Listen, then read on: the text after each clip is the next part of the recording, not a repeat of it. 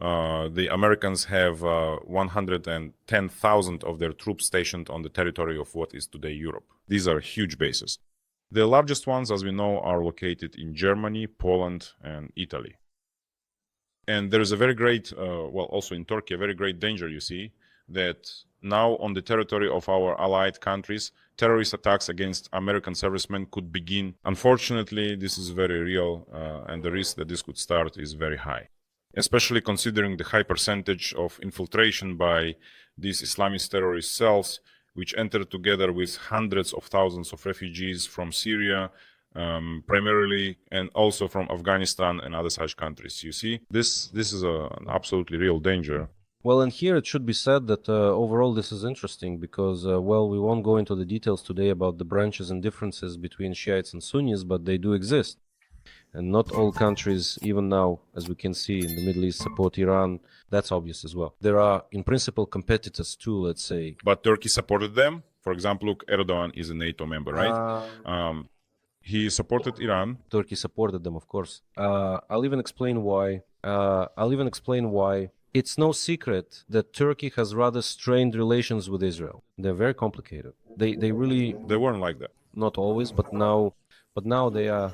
Especially after Syria. Yes, especially after Syria. And not only that, Turkey supports you. Actually does not support Israel in its fight against Hamas and so on.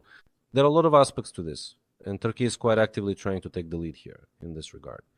So, by far not everyone, but there are many who will simply talk about what the Americans did wrong, as has happened many times before. By the way, some information has come out. Clash Report reported that, according to CNN, Donald Trump rejected the proposal for negotiations with Iran. In other words, he rejects the possibility that diplomatic negotiations are necessary. At the same time, let's say it's also clear on the one hand that some preparations are underway because tanker aircraft from the United States have arrived in Europe, and the United States is carrying out, as they say, a scheduled replacement and rotation of one of the aircraft carriers that is currently in the Arabian Sea. The Arabian Sea is actually, or the Arabian Gulf, as it is also called, what is also called the Persian Gulf. That's what we know, because the country a double name? Yes, well, because again, that's a matter of competition, by the way, in this particular issue. So on the one hand, yes, they are sending certain forces, sending aircraft, but we don't see any signs that they are preparing for a major global war. At the same time, however, the US will provide air defense for Israel. They have made that clear. And Israel is starting to face the issue that its air defense stockpiles are being depleted. The Wall Street Journal and the Washington Post, American publications, have already written about this, and they need to be supplemented accordingly.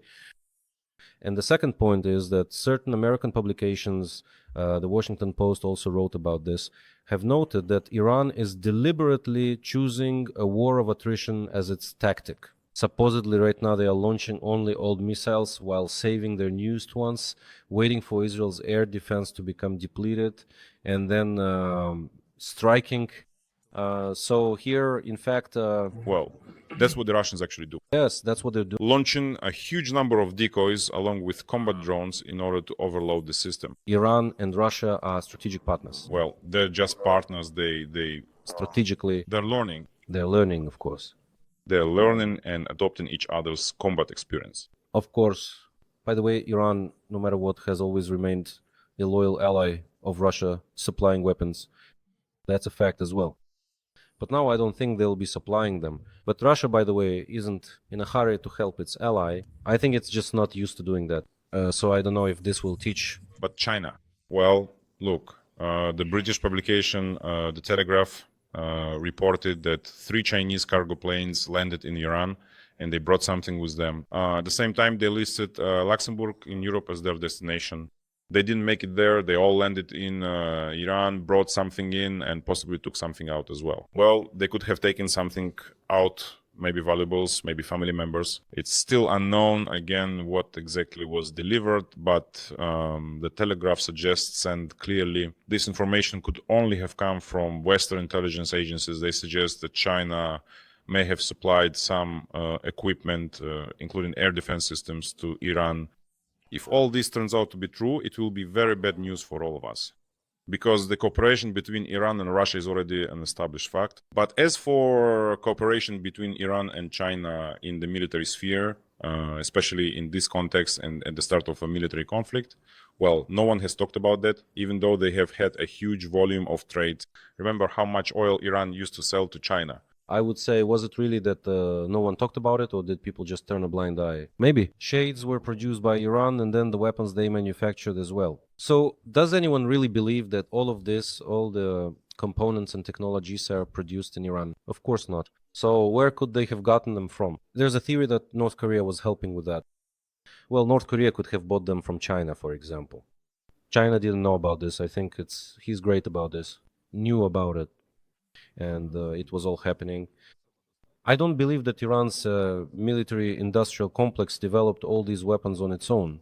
By the way, this shouldn't be underestimated because many, including Western analysts, used to mock the engines used in the Shaheds, saying they're rather inefficient, make a lot of noise, and so on. But unfortunately, that doesn't mean the Shahids aren't dangerous. Yes, they fly, and unfortunately, they are capable of fulfilling their function. So Iran really was arming itself, and I admit that China could have been directly involved in this as well.